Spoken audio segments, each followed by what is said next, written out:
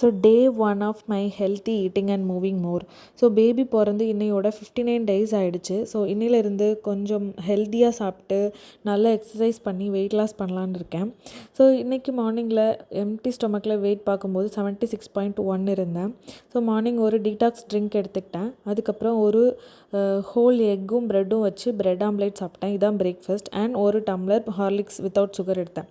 Actually இந்த டைமில் என்னால் பிரஸ்ட் ஃபீட் பண்ணுறதுனால பால் அவாய்ட் பண்ண முடியாது. ஸோ ஒரு டம்ளர் டெய்லி நான் எடுத்துக்கிறேன்.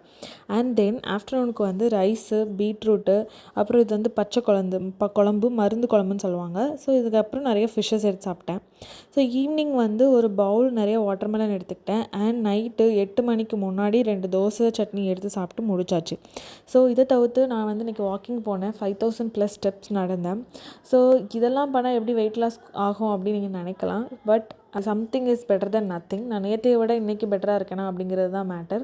ஸோ நான் வந்து இது சக்ஸஸ்ஃபுல்லாக முடியாதா எனக்கு தெரியாது. But I am starting today. இன்னையிலேருந்து December 31 வரைக்கும் நான் இதை கண்டினியூ பண்ண போகிறேன், வீடியோ போட போகிறேன். ஸோ என் கூட ஜாயின் பண்ணி நீங்களும் என்னை வந்து ஃபாலோ பண்ணணும் அப்படின்னு நினச்சிங்கன்னா சப்ஸ்கிரைப் பண்ணி வச்சுக்கோங்க. டாட்டா, பை பை.